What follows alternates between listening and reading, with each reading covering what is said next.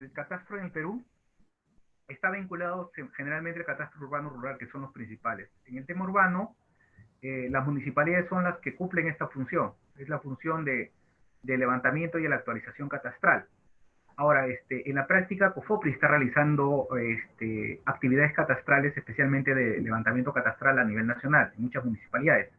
Esta acción se realiza con la suscripción de convenios. Estos convenios que vienen siendo celebrados entre las municipalidades y COFOPRI para efecto de levantamiento catastral de una determinada zona. No necesariamente en los convenios se establecen el levantamiento total de un distrito, debido a la cantidad de unidades catastrales que existan, ¿no? Pueden ser por sectores. Y en el tema rural, el ente competente en materia rural es el MINAGRI, ¿no? Que se dedica al tema del levantamiento catastral de predios rústicos para efecto o con fines de formalización. Lo importante acá, como resumen en esta primera parte de los antecedentes o de las consideraciones generales, es de que lo que se busca a nivel nacional es crear un sistema que tenga una plataforma informática de información catastral nacional, donde cualquier entidad del Estado o cualquier administrado pueda ingresar a una base gráfica y de alguna manera visualizar toda la información catastral generada, ¿no? Y el segundo objetivo es de que una vez levantado un catastro, terminado el tema de levantamiento catastral en una determinada jurisdicción, esta se vaya actualizando permanentemente, ¿no? A través de este sistema. Es un tema de ingresar la información a través de las municipalidades en la jurisdicción y que esa información viaje a un servidor central para que esté continuamente actualizada. Esto va a permitir de que ya no se continúen haciendo catastros cada 4 o 5 años, ¿no? Buscar presupuesto para hacer nuevamente un catastro nuevo. Entonces, busca un sistema único es que se descentralice la información y se pueda conservar esta información para que las gestiones que subsiguen o que continúan en el tiempo puedan acceder a una información eficiente, una información actualizada sobre el catastro. Entonces, y además, esta información catastral servirá para múltiples fines, ya sea para fines de carácter legal, tributario, económico, de inversión pública o para servicios, ¿no? Para implementación de servicios públicos. Por eso es importante de que la visión que tiene el Estado es justamente crear un sistema único, un sistema catastral único, para lo cual necesitamos un sistema informático que pueda soportar justamente este conglomerado de información y que sea abierto, que pueda ser accesible a cualquier entidad del Estado. Ese es el objetivo que se busca en el catastro. Ahora, en sí el catastro, como hemos dicho, es eso, ¿no? Es un conjunto de inventario, es un inventario de todos los predios.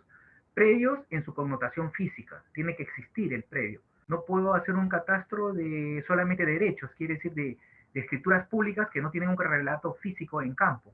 Necesariamente el catastro levanta la realidad física en campo y esta realidad se plasma en información gráfica y alfanumérica que va a un servidor, a una plataforma única informática. Y es la plataforma que buscamos integrar a nivel nacional.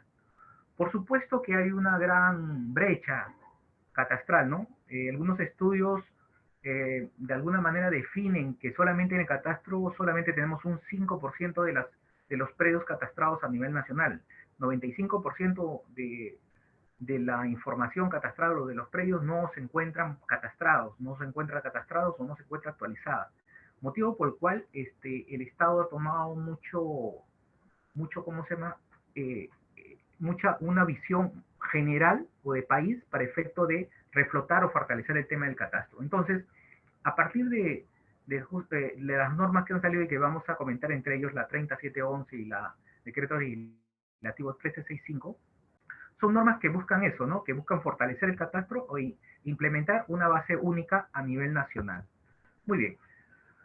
Como hemos dicho, el catastro, hay una serie de entidades que ejecutan catastro, ¿no? El catastro minero, el catastro municipal o el catastro urbano, el catastro rural, de alguna manera lo realizan los gobiernos regionales, como ente rector el MINAGRI, y así una serie de entidades que realizan el tema catastral. Pero lo importante acá es fijar dos conceptos. Los básicos o los conceptos básicos sobre catastro están vinculados necesariamente al predio.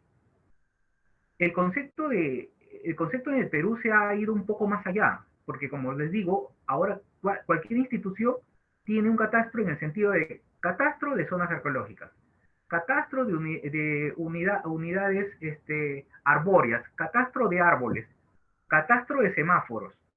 Entonces, se está perdiendo la visión de catastro. Entonces, lo que está haciendo el sistema, lo que está haciendo el sistema integrado, es solamente diferenciar los catastros que tienen la esencia misma por sí vinculado al predio. Al predio quiere decir al inmueble, a la casa, en sentido lato o general.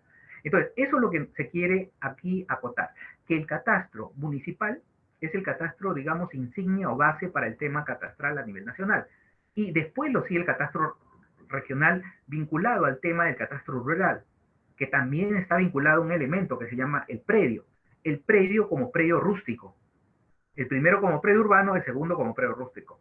Y fruto de esta unión, de esta fusión entre catastro urbano y rural y los otros catastros que estén vinculados al predio, a la información predial, surge lo que es actualmente el catastro nacional. El catastro nacional es un concepto mucho más amplio, que engloba todos los catastros que se producen en el país. Actualmente el catastro nacional está liderado por el Ministerio de Vivienda, que es el ente rector en esto. Pero lo que busca el catastro nacional es vincularlos todos. Por ejemplo, si tenemos ya levantada una ciudad, la ciudad de Chimbote, catastralmente tenemos todas las unidades catastradas en un sistema informático único, donde tenemos los predios urbanos, sus características económicas, si son predios, si tienen de alguna manera actividad económica, industrial, etcétera, ¿no? Quién es el titular, el propietario, el área. Muy bien. Adicionalmente, esa información del catastro urbano, el Ministerio de Vivienda quiere incorporar otros elementos que no han sido levantados o no han sido recogidos en este levantamiento catastral. Por ejemplo, el tema de los servicios de agua, las conexiones de agua, hay un catastro de conexiones de agua que pasa por debajo de la ciudad. Entonces, eso también incorporarlo. Los catastros de las vías públicas, también incorporarlo ahí. Los catastros, digamos, pues, del tema de tendidos eléctricos, también incorporarlos ahí. En conclusión, lo que quiere el catastro nacional es complementar el catastro urbano, el catastro ya creado municipal. Entonces, hay actualmente un complemento, tiene una visión mucho más amplia de lo que es catastro a través de un sistema y sobre todo liderado por el Ministerio de Vivienda a través de lo que se llama el catastro urbano nacional. Muy bien. Como sabemos, también el catastro tiene varios componentes. Desde el momento que nosotros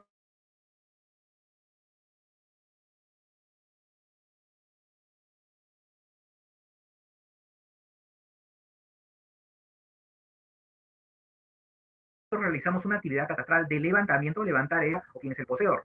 Son aspectos que se levantan del predio. Y en la parte del catastro jurídico podemos levantar la titularidad, quién es el propietario del predio. Y si no tenemos el dato, podemos levantar quién es el poseedor o la persona que está conduciendo ese predio. Es un dato que va en la ficha catastral. Es un dato jurídico. Pero también podemos levantar un dato físico. El lote tiene 120 metros, tiene fábrica, tiene cuántos ambientes tiene localizado, su perímetro, su ubicación. Pero también desde el punto de vista económico. Si ese predio tiene la mitad del predio es vivienda y la mitad es comercio, se dedica a una actividad comercial. Entonces, son datos que de alguna manera están vinculados al predio. Y eso lo recoge Catastro en las fichas catastrales que se baja a campo una por una, y esto permite contar con una información segura. Además, en el tema fiscal, se le va de alguna manera a imputar a este propietario o a este titular un impuesto, y ese impuesto va a salir como fruto justamente del levantamiento de información. Por eso que, como decía, el catastro me permite actualizar valores, actualizar realmente cuánto es lo que debe pagar cada administrado, cada propietario o poseedor de ese predio, para efecto de tener pues una correlación básica entre lo que está en posesión o lo que tiene directamente construido con respecto al impuesto. Entonces, hay una relación de información que debe ser actualizada para que exista lo que es equidad en el pago. Debe pagar justamente lo que tiene, ¿no? Lo que tiene no solamente en el terreno, sino lo que tiene construido. Muy bien. Y esto va de la mano justamente que el catastro nos ayuda a definir ¿qué? La parte impositiva. Si la parte fiscal busca el tema de impuestos, y el impuesto básico en una municipal es el predial, también se generan otros impuestos. El tema del impuesto de alcabala, si nosotros sabemos el valor digamos, predial del predio, nosotros podemos calcular el tema de la alcabala. al tema de la cábala con respecto al valor del precio de venta, pero también se aplica un porcentaje ahí del precio de venta con respecto al valor real, ¿no? Porque lo que se busca a futuro es de que estos valores, para que son vinculados al tema del predio, el tema de la cábala o el tema del impuesto a la renta, estén vinculados al catastro mismo, de que el valor del predio, que debería ser un valor comercial, un valor catastral, como llaman los españoles, sea la base para cobro de impuestos y no exista lo que se llama una especie de alguna manera, defraudación con respecto a los impuestos. Entonces, lo que se busca es estandarizar. ¿Y cómo se estandarizaría este tema de impuestos? A través de la definición de lo que se llama el valor comercial del predio o el valor catastral del predio, que es un valor o un monto casi de alguna manera símil a lo que es el valor comercial del predio. Entonces, es lo que se busca a futuro con respecto a la modernización, a la gestión que se debe hacer de un catastro moderno. Muy bien, y el catastro tiene el objeto es justamente es el predio. Si bien es cierto, existe el catastro de zonas arqueológicas, como les dije, el catastro de concesiones mineras, son situaciones muy especiales. Lo recogen como, en realidad, yo lo llamaría bases gráficas de información. Pero el catastro tiene una función predial, necesariamente vinculado al predio, porque de ahí parten todos los elementos para el efecto tributario, para el efecto legal y todos los elementos o digamos, características que debe tener. Por esa razón que el predio está vinculado mucho a un predio, a un bien inmueble. Es la base misma para poder realizar de alguna manera un catastro en una determinada jurisdicción. Y eso está avalado por el Código Civil, tiene una connotación legal que está vinculado y descrita justamente en el Código Civil. Muy bien. Como les decía, el tema de las competencias en el tema del catastro están bien marcadas. Dos competencias bien marcadas en el tema de catastro, digamos, de una manera vinculado a predios, al tema predial. Por un lado tenemos el Ministerio de Vivienda, que es el ente rector en catastro urbano, y cuyos ejecutores son las municipalidades, y COFOPRI realiza esta función solamente con convenios. Y por otro lado tenemos el catastro rural, que está de alguna manera como ente rector, representado el ente rector, que es MINAGRI, el Ministerio de Agricultura, y quien es el ente ejecutor, vuelvo a repetir, ejecutor, son los gobiernos regionales. En ningún momento el MINAGRI ejecuta catastro, en ningún momento el Ministerio de Vivienda ejecuta catastro urbano. El ejecutor son las municipalidades y el GOR, y en el caso de las municipalidades puede suscribir convenios con COFOPRI para realizar este levantamiento.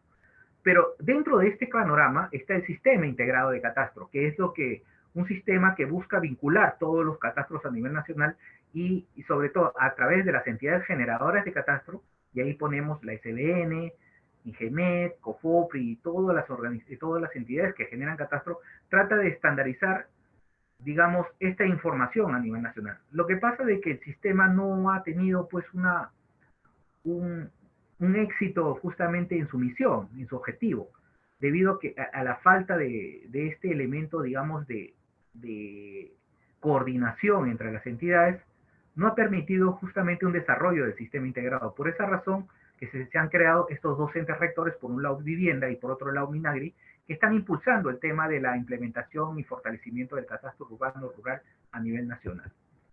Muy bien. Ahora bien, dentro de las actividades catastrales que tenemos las actividades principales del catastro que están definidas por el tema de levantamiento catastral, por un lado, tenemos el mantenimiento catastral y la actualización catastral. En el tema de levantamiento es de alguna manera de oficio, es masivo y gratuito. Es cuando vas a levantar inicialmente una ciudad. No tiene catastro, nosotros vamos a ¿qué? No vamos a actualizar, vamos a levantar un catastro nuevo, vamos a levantar. Una vez levantado un catastro, una vez finalizado el levantamiento catastral de un distrito, lo que podemos hacer es el mantenimiento. Mantener es el día a día. La gente, después de levantarse a los 2 o 3 meses, comienza a construir. De segundo piso pasa a tercero, entonces tiene que declararlo. En consecuencia, la municipalidad tiene la obligación de hacer inspecciones para ver cómo se están modificando esos predios para efecto de ¿qué? De actualizar la información, mantenerla constante en el tiempo. Pero son, de alguna manera, el mantenimiento son actividades de tipo individual, son de oficio o a pedido de parte y son de carácter individual y es oneroso. Oneroso en el sentido que el administrado tiene que pagar para que se haga una inspección en campo. Y la actualización es cuando ya tenemos un catastro levantado en un determinado tiempo, han pasado, digamos, 4 o 5 años, y queremos de alguna manera recoger la nueva realidad, para lo cual no hacemos un nuevo levantamiento, hacemos una actualización catastral. Utilizamos la información del levantamiento anterior y hacemos un nuevo repaso, mucho más rápido, por supuesto, con la información que contamos, y esta acción es de oficio, es masivo y es gratuito. Entonces, la condición es acá. Si ya tengo un catastro levantado, la consecuencia después de 5 años a futuro es de que se hagan continuas actualizaciones catastrales en el tiempo. ¿A fin de qué? De mantener actualizado el catastro a nivel nacional. Muy bien. Estas son las etapas de un proceso de levantamiento catastral, ¿no? Son las principales etapas que marca el manual de levantamiento catastral aprobado por el sistema. Es el inicio de la evaluación de la información catastral. ¿A través de qué? A través de una evaluación de qué zonas son las que voy a levantar en un distrito. Después de eso se hace el levantamiento de la información gráfica y alfanumérica con control geodésico, ¿no? Actualmente el catastro tiene un vínculo directo con el tema técnico, especialmente con el tema geodésico. Necesitamos la exactitud para el tema de levantamiento catastral. La elaboración de cartografía catastral, ahora actualmente la cartografía se puede levantar aparte de la estación total, aparte de la restitución fotogramétrica, podemos utilizar también el tema del dron para poder hacer levantamientos de carácter cartográfico y poder utilizarlo, esa metodología para efecto de levantamiento catastral. Vamos a hacer la codificación y numeración, el tema de las manzanas, la linderación y el empadronamiento, y el procesamiento de la información. En la linderación y el empadronamiento es el recojo de información en campo, vamos a linderar, vamos a medir lote por lote utilizando las winchas con el equipo de verificadores en campo que lleven la ficha y que lleven justamente elementos técnicos de medición. Una vez concluida esta etapa de procesamiento de la información, ya sea alfanumérica, vamos a hacer la asignación del hook, vamos a hacer la publicación de la información justamente en la municipalidad para que los usuarios, los administrados puedan de alguna manera realizar su oposición o su reclamo con respecto a las modificaciones respecto a su predio, la información consignada, ¿no? Hacemos la remisión de la información a la Secretaría Técnica y posteriormente esta información es vinculada del catastro al registro de predios, ¿no? Esta vinculación en realidad en la práctica no se da. Es bien difícil vincular la información catastral con la registral. Más aún que no tenemos una metodología o un sistema que nos permita, una vez catastrado toda una zona, automáticamente asignarle partidas registrales a cada lote. No lo hay. Ese proceso lo tenemos que hacer lote por lote. Si en una jurisdicción, por ejemplo, en el caso de que hemos terminado de hacer el catastro de La Victoria, se han levantado 105.000 unidades. Ya. El correlato, según el sistema, es de que esas 105.000 unidades, cada una tenga su ficha registral. La pregunta es, ¿tendrá su ficha registral inscrita en registros públicos? No. ¿Por qué? Porque no se ha hecho ese segundo proceso. Ese proceso no existe, no hay un sistema masivo de inscripción del catastro automáticamente generando partidas registrales por cada predio. Por esa razón que el sistema integrado se ha quedado un poco rezagado en el tema del objetivo que quiso cumplir en la vinculación de la información catastral con el registro de predios. Muy bien. Dentro de este tema de catastro, también siguiendo la idea de catastro y estas consideraciones generales, tenemos pues las alteraciones que pueden ser físicas. Un predio en un principio, en una zona, en un distrito, puede tener un piso y posteriormente construirse a 3, inscribirse una fábrica. Y esta es una modificación. Son modificaciones que el catastro tiene que de alguna manera evidenciarlas. Son alteraciones de carácter físico. Las áreas, los linderos, los usos, convertir una vivienda, digamos, un predio en vivienda, convertirlo a comercio, viceversa, de comercio a vivienda o a industria, ¿no? Entonces, todos esos cambios de alguna manera merecen lo que se denomina las características del catastro físico. En la parte jurídica puede cambiar. Puede ser un titular inscrito en registros públicos, una partida registral con respecto al predio, y posteriormente venderlo o subdividirlo y generar 2 unidades catastrales con respecto a un solo predio. Entonces van a haber modificaciones físicas con respecto al predio. O posteriormente, pues en un predio matriz, digamos un terreno, construir una propiedad horizontal, un departamentos, 10 departamentos, digamos, en un predio único, y vender esos departamentos. En consecuencia tendremos 10 unidades inmobiliarias, cada uno con su titular. Y en la parte económica puede variar el uso del predio, ¿no? De un simple, digamos, una condición de vivienda, uso vivienda puede convertirse a comercio o a industria. Entonces, las mutaciones van a darse y estas mutaciones tienen que ser recogidas permanentemente por el catastro. La condición válida o la condición esencial de un catastro es su continua actualización. Un catastro actualizado es una herramienta de desarrollo para una municipalidad. Y acá tenemos la ley orgánica de municipalidades que marca esta competencia que hemos hablado, ¿no? Y que vuelvo a repetir. La competencia en catastro es una competencia netamente municipal, no es de COFOPRE, no es del gobierno regional, es de la municipalidad. Y la misma ley orgánica describe que las municipalidades son competentes en estas dos características, catastro urbano y rural, dentro de su jurisdicción. ¿Por qué? Porque existen a nivel nacional municipalidades de carácter o con condiciones rurales. A eso se ha referido la norma cuando habla del catastro urbano rural. No se refiere al tema de formalización rural, se habla solamente de levantamiento de información de predios rurales al interior de un distrito. Situaciones que existen pues en varias zonas de nuestro país, varios centros poblados rurales o varias zonas que tienen estas características. Entonces, a eso se está refiriendo cuando la ley orgánica habla de las competencias en catastro urbano rural, no al tema de titulación. También la ley orgánica habla también de que las municipalidades distritales son los entes competentes en la elaboración y mantenimiento de la información catastral. Y sobre todo justamente para posteriormente utilizar esta información para el tema del cobro de tributos, ¿no? En este caso el impuesto predial. Ahora bien, esta ley, la que estamos presentando aquí, es la ley del Sistema Integrado de Catastro que les hablé. Es una ley dada en el año 2004, cuyo objetivo era de toda esta desarticulación de catastros que existe a nivel nacional, de todas las municipalidades y todas las entidades que generan catastro, el sistema tiene un objetivo, integrar toda esta información. Pero integrar la información catastral, que es recoger la realidad física en campo, no solamente llevaba a tener una base gráfica y alfanumérica. El objetivo del sistema era vincular esta información con el registro de predios. ¿A través de qué? De una partida registral, de un vinculador que me permita pues tener una correlación de que el predio que yo ocupo prácticamente tiene una inscripción registral. Entonces es un objetivo ambicioso, por supuesto, pero no se dotó de mecanismos de saneamiento que permitan llegar a este objetivo. Por esa razón de que el catastro solamente queda en la asignación de CUC, pero estos CUC no necesariamente se inscriben en el registro, solamente se inscribirán aquellos que tienen un correlato con una partida registral, pero los demás no quedarán ahí, no se correlacionarán con las partidas registrales.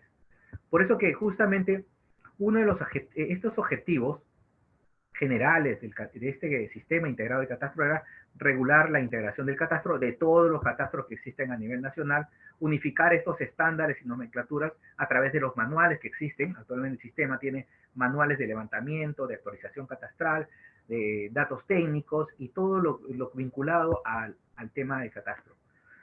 También el sistema sacó un reglamento a través del Decreto Supremo 05/2006 que también busca lo mismo, los objetivos, integrar la información, regular estos procedimientos de levantamiento catastral que lo siguen. Toda municipalidad que quiera hacer catastro tiene que seguir los manuales de levantamiento catastral. Por supuesto que en el tema rural no. En el tema rural escapa un poco del sistema y crea su propio manual de levantamiento catastral rural. En el tema rural tiene sus propias características y sus propios mecanismos de levantamiento de información.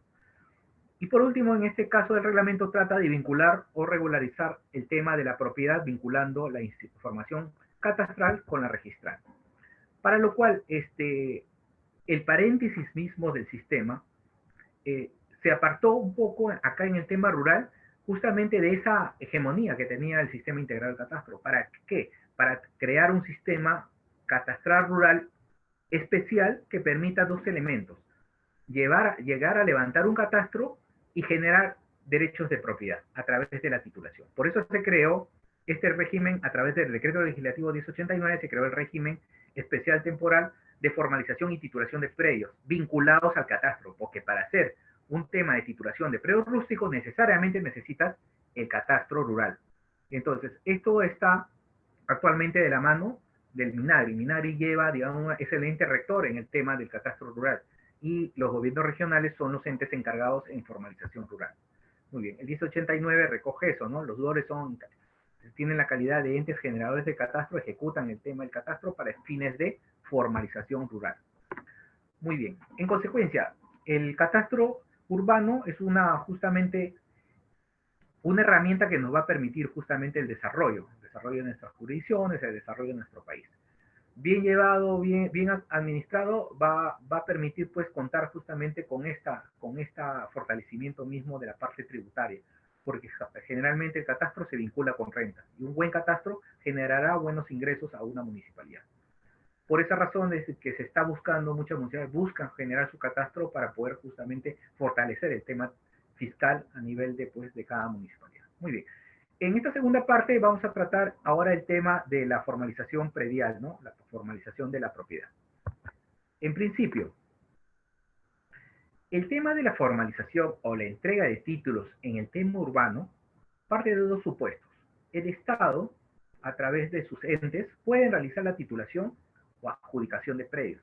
Por ejemplo, una persona que tiene un predio, un terreno, una vivienda, puede solicitarle de alguna manera al juez o puede solicitarle al notario que le expida un derecho de propiedad a través de un procedimiento. Y este procedimiento puede ser un procedimiento de título supletorio o de prescripción adquisitiva, de dominio, ya sea que esta persona esté poseyendo un terreno de propiedad privada, un terreno directamente vinculado a un tema de un tercero, ¿no?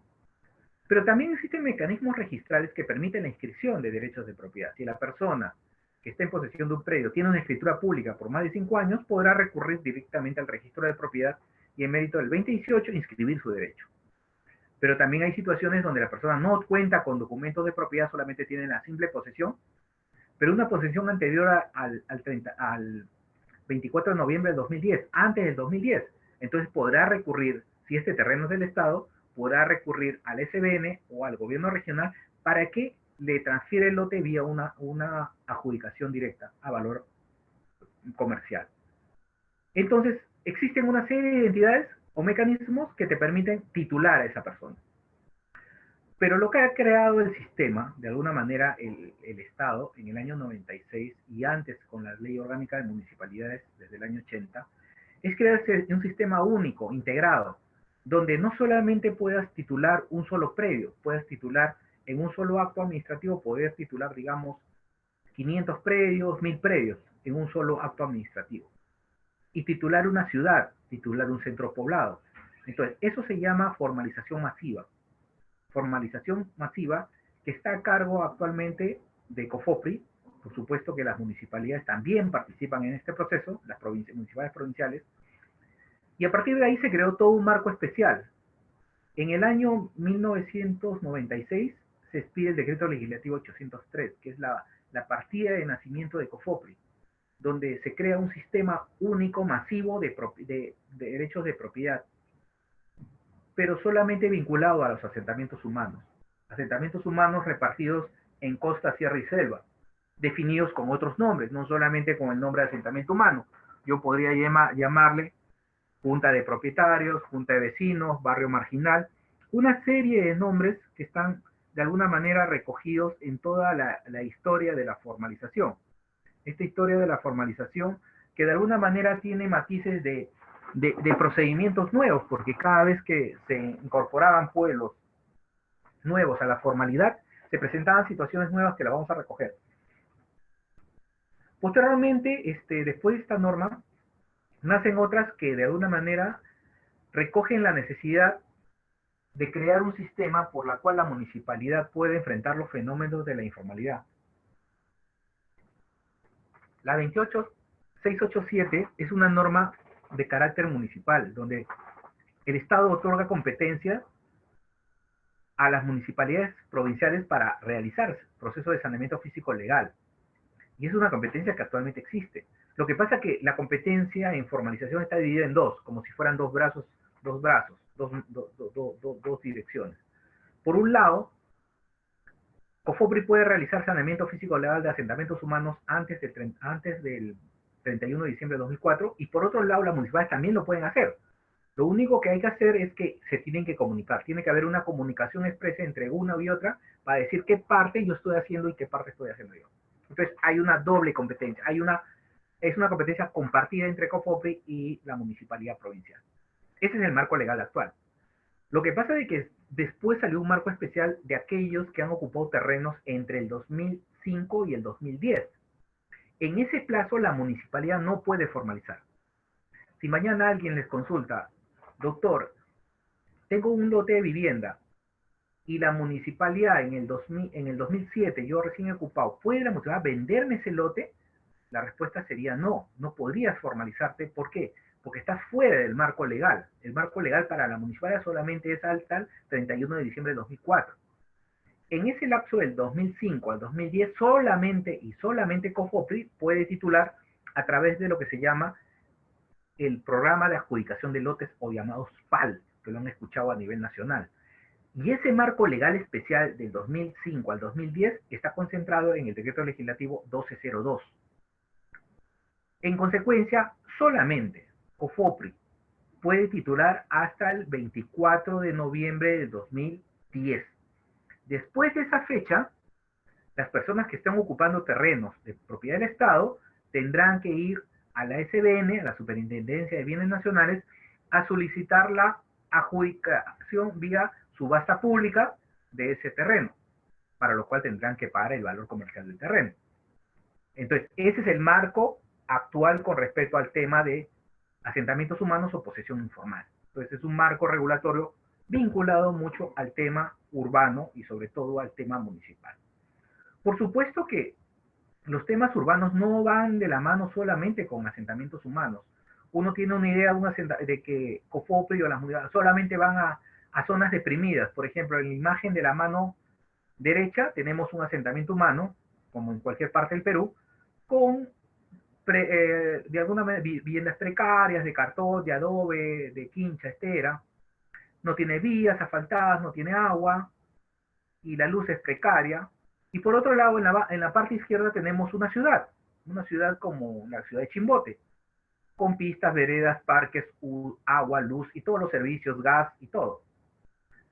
Pero pensamos ahí, esta imagen de la izquierda es una imagen de alguna manera que representa la formalidad. Y si nosotros preguntamos si ese parque que ven ahí en el centro tiene un título, la respuesta sería no. ¿Por qué? Porque no ha sido formalizado. Si preguntamos en una casa, en un edificio, si tienen título, tampoco. Me dirán que si bien es cierto, han habilitado, pero no tienen título. Y al revés, si vamos al asentamiento humano y preguntamos si tienen título los lotes, todos le dirán que sí, porque ya vino COFOPRI, vino a la municipalidad y nos tituló. Entonces hay que relato de que los derechos de propiedad no están vinculados a una construcción. Los derechos de propiedad están vinculados al suelo. Y lo que titula, en el caso de la municipalidad o COFOPRI, es solamente el suelo. No titula la construcción. ¿No? Entonces, una ciudad puede ser tan informal como un asentamiento. Podemos buscar muchas ciudades donde vamos a casas, tocamos, hacemos una encuesta y muy pocos tienen título. O si lo tienen, tienen de un gran título matriz y no lo han regularizado.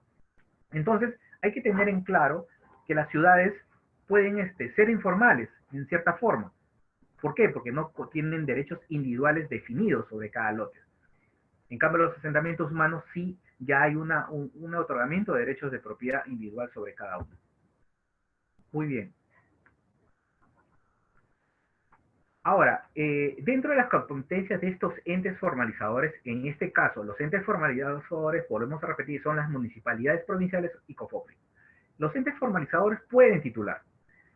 Y existen diferentes estructuras urbanas. Es como una granja, ¿no? Donde se tiene, pues, caballos, corderos, patos, gallinas y una serie, ¿no? de animales de diferente clase. Así la ciudad también tiene diferentes estructuras urbanas o clases. Y dentro de ellas están las principales que se van a mostrar. En la imagen tenemos las posesiones informales. Posesiones informales que de alguna manera reflejan una realidad muy centrada en el Perú. Las personas que se organizan por grupos y que no tienen capacidad económica para comprar un predio, invaden estos terrenos. Y estos terrenos que invaden pueden ser de propiedad privada, de propiedad pública del Estado, o pueden ser de comunidades campesinas y nativas. Es decir, no interesa qué propiedad ocupes o invadas. Lo importante es que eres un asentamiento humano porque no tienes derecho. Diferente es el caso de un grupo de personas que se organiza y compra un terreno. Compra un terreno a un parcelero. Si ustedes van a provincias en diferentes partes de nuestro país, existen grupos de personas que se han organizado y le han comprado el terreno, un predio rústico, por supuesto, una chacra, a un parcelero y entre ellos se han dividido. Eso no es un asentamiento humano. Esa es otra forma urbana, diferente, porque ellos son propietarios, han comprado un derecho de propiedad inscrito. Acá en el tema de la posesión informal, la gente invade, entra en posesión, no le interesa de quién es el terreno, no paga el terreno, invade. Entonces, por eso se llaman posesiones informales. En la segunda filmina, los programas de vivienda ya cambian la figura. El Estado, frente a esta necesidad de vivienda, crea los famosos programas o habilitaciones. ¿Para qué? Para que una empresa del Estado, lo que antiguamente era ENACE, lo que antiguamente era la Junta de la Vivienda, compra un terreno, un predio rústico, un parcelero, inscrito por supuesto en registros públicos, lo lotiza, lo parte en pedazos y comienza a construir o bien lotes de vivienda o comienza a construir edificios. Y sobre esos edificios hay departamentos y comienza a vender esos departamentos. No se los regala, los vende, como si fueran pues una inmobiliaria. En estos casos, cuando el Estado realiza esta acción, es decir, una entidad del Estado, ya sea una entidad pública o una municipalidad, se denominan programas de vivienda del Estado. Y acá lo que hace el ente formalizador coadyuva a que esas personas que no han obtenido un título, porque muchas personas solamente tienen contratos de compra-venta con la entidad, ayuda a inscribir esos derechos en el registro de la propiedad, los ayuda. Es una labor, digamos, de colaboración con estas entidades para poder llegar a obtener un título. En la otra imagen tenemos los famosos urbanizaciones populares, que son en realidad habilitaciones urbanas, habilitaciones que se realizan ante las municipalidades para efecto de obtener pues la habilitación del terreno. En este caso, la labor del ente formalizador es de asesoría, asesor técnico, no titula, no entrega títulos, solamente en el esquema 1 de posesiones informales es donde entrega títulos de propiedad. Acá lo que hace es ayuda, como si fuera, contratemos a un abogado y un técnico que nos ayuda. Eso lo hace COFOPRE, eso lo hace el ente formalizador. En cambio, en los centros poblados ya cambia la figura. Ahí entra el ente formalizador ¿a qué? A regularizar derechos de propiedad preconstituidos. Si nosotros vamos a un centro poblado, Quipará, Topará, vamos a Quilpán, a cualquier zona de nuestro país, y tocamos las puertas de estos centros poblados, las personas nos van a exhibir escrituras públicas, testamentos, hijuelas. Y esos, para el ente formalizado, son derechos de propiedad, pero no inscritos. Entonces, lo que hacemos es llevar esos documentos al registro e inscribirlos. No se le titula, se lleva ese documento y se le da una connotación registral y se inscribe en el registro. Entonces, eso lo que busca es integrar todos los derechos de los centros poblados para efecto de darle un título de propiedad debidamente inscrito. Por supuesto que se elabora la parte técnica de los planos perimétrico y de trazado y lotización. Muy bien, pero también hay otras situaciones que les expliqué al principio, donde personas se organizan acá y compran terrenos. Compran terrenos aquí a un propietario registral, a un parcelero, a un agricultor. Y después se dividen los lotes. O viceversa. Tenemos el caso de un parcelero, de una persona que se dedica a la agricultura, por supuesto que es propietario de su predio rústico. Entonces lo que hace el agricultor, para ya no seguir cultivando la tierra, lo que hace es fracciona el predio, lotiza, lo comienza a lotizar, a atizar, define los lotes y comienza a venderlos a un precio mucho menor de lo que es el mercado. Y a partir de esa venta, con contratos que él es titular registral, se crea lo que se denomina los centros urbanos informales, donde las personas compran derechos de propiedad. Las personas no invaden, las personas compran lotes, compran como si comprara una vivienda o una inmobiliaria. Pero lo que me está vendiendo es el agricultor, un propietario inscrito. Entonces, esto se denomina centro urbano informal. Y además hay otras formas urbanas donde a veces la propia municipalidad crea estructuras como las lotizaciones, las parcelaciones urbanas, ¿no? Los núcleos urbanos, que son ya situaciones muy especiales que se connotan entre los derechos de propiedad y una adjudicación municipal, donde ya deja de lado el tema de la ocupación informal del suelo. Son estructuras que se ven a nivel nacional y todas ellas son formalizables porque el ente formalizador, ya sea la municipalidad o COFOPRI, les puede otorgar derechos de propiedad individual sobre cada uno. Por esa razón, es de que a nivel de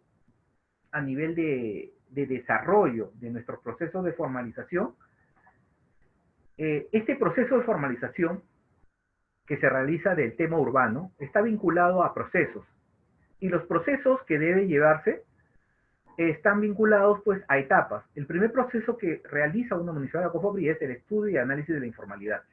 Va a un distrito y verifica qué centros poblados urbanos, por supuesto, existen en la jurisdicción para ver aquellos que cumplen los requisitos. ¿Cuál es el requisito de antigüedad? Por ejemplo, ser anteriores al 31 de diciembre de 2004 o ser anteriores al 24 de noviembre de 2010 para efecto de constituir un programa de adjudicación de lotes en terrenos estatales.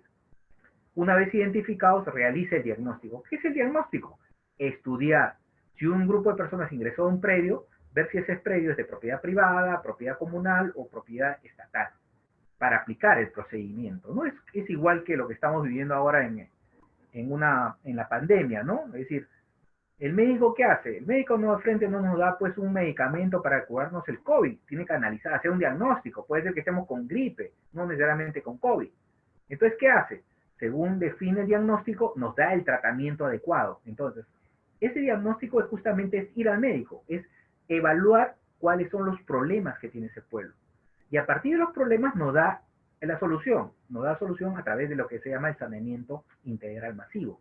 Esa receta que nos permite utilizar un procedimiento administrativo, ya sea de adjudicación estatal, desmembración en terreno comunal, o lo que es una prescripción adquisitiva de dominio cuando se trata de propiedad privada.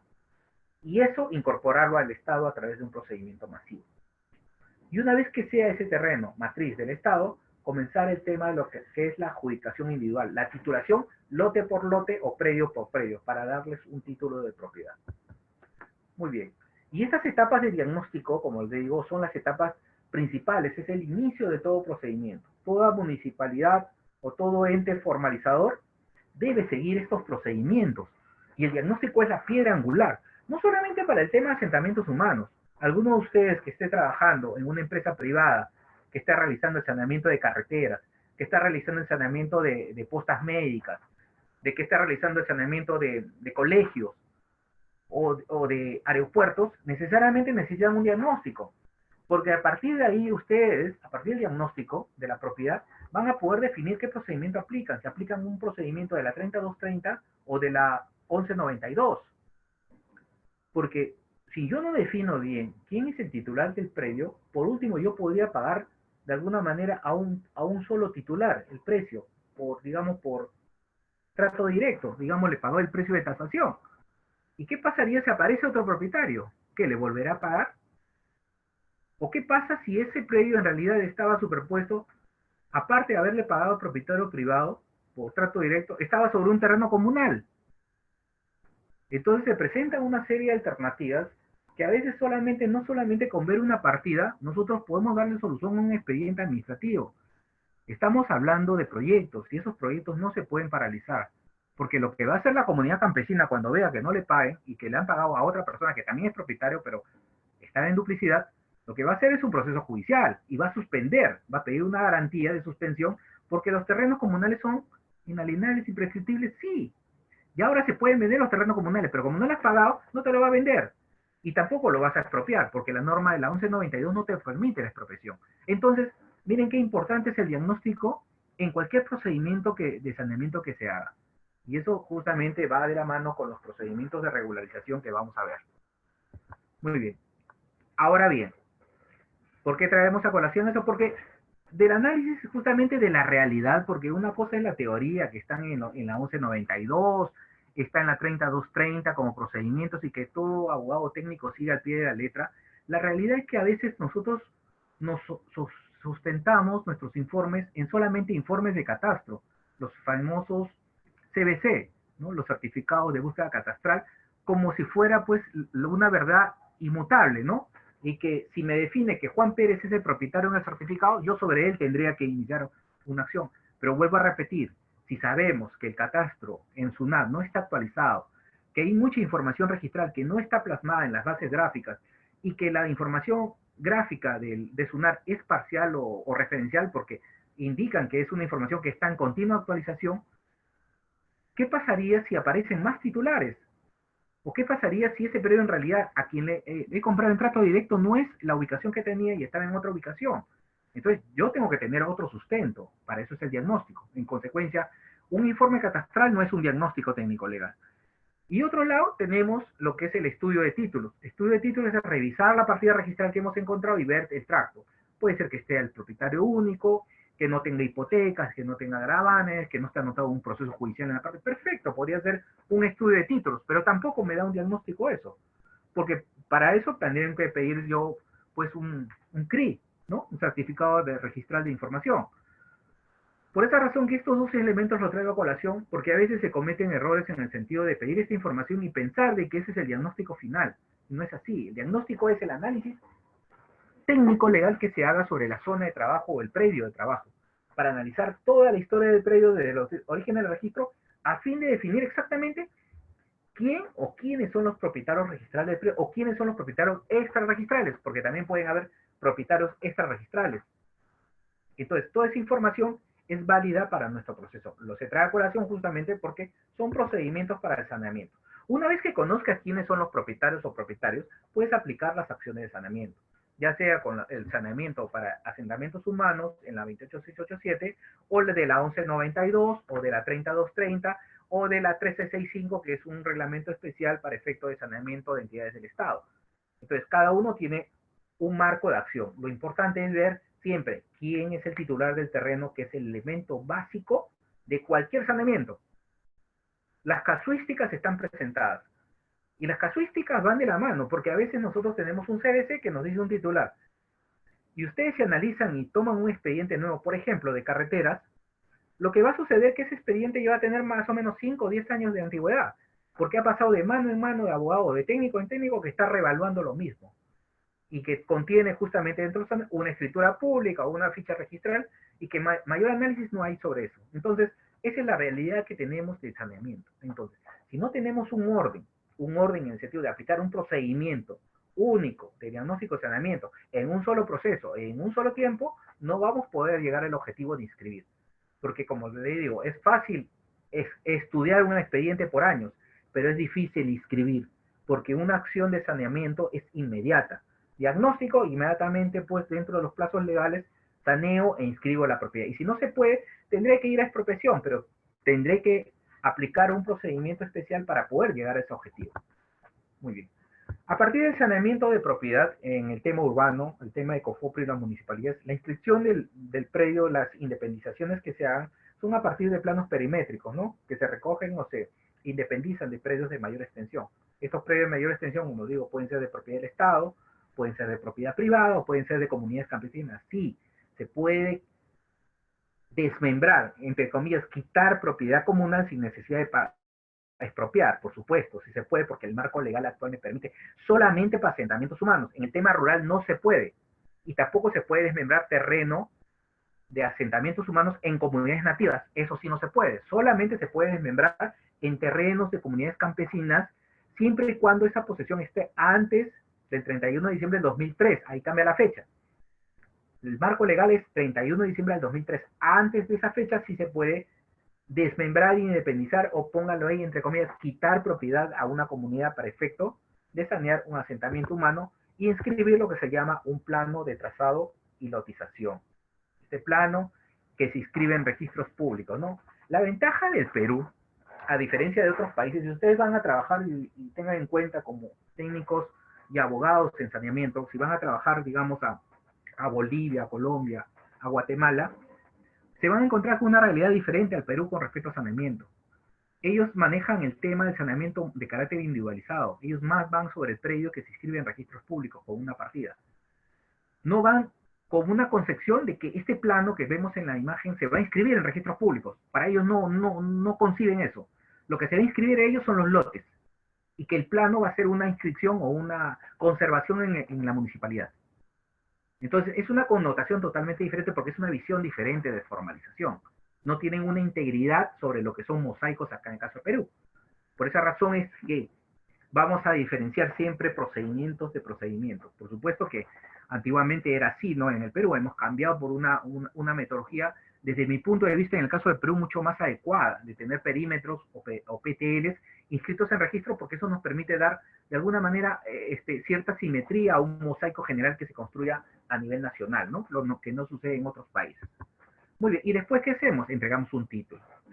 Señores, pero la entrega de este título tiene que ser un título seguro. Yo le entrego este título a Felipe Torres, y ese Felipe Torres tiene que estar tranquilo y seguro en su casa, recibiendo su título, y que su casa esté segura con ese título. Pero no que mañana le vengan a tocar la puerta y le digan, señores, ¿sabe qué, señor Felipe? Le vamos a hacer un juicio porque usted también está sobre la propiedad, está sobre una comunidad campesina. Entonces, ¿qué ha habido? Una duplicidad. ¿Qué se ha hecho? Un mal trabajo. ¿Por qué? Porque no se ha saneado, se le ha entregado solamente un título. Sanear es purificar, de que no exista ningún problema con otras personas que también tengan otros derechos de propiedad, como muchas partes ha sucedido en el Perú, que a veces titulamos colegios y a veces titulamos postas médicas inmatriculándolas, o titulamos predios rústicos también inmatriculando, y después cuando aparece el propietario, ¿qué pasa? El titular, en este caso el agricultor, se enfrenta a un proceso judicial de mejor derecho de propiedad o de nulidad de inscripción registral. Entonces, ¿por qué se producen esos problemas? Debido a la falta de una metodología que me permita definir exactamente quiénes son los titulares.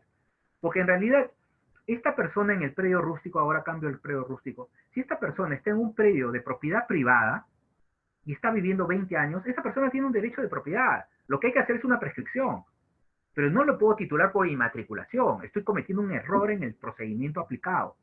Le estoy, en vez de favorecerlo, lo estoy perjudicando porque el otro propietario le va a ganar por un mejor derecho, porque su propiedad no ha sido cuestionada, no ha sido independizada de su predio de mayor extensión.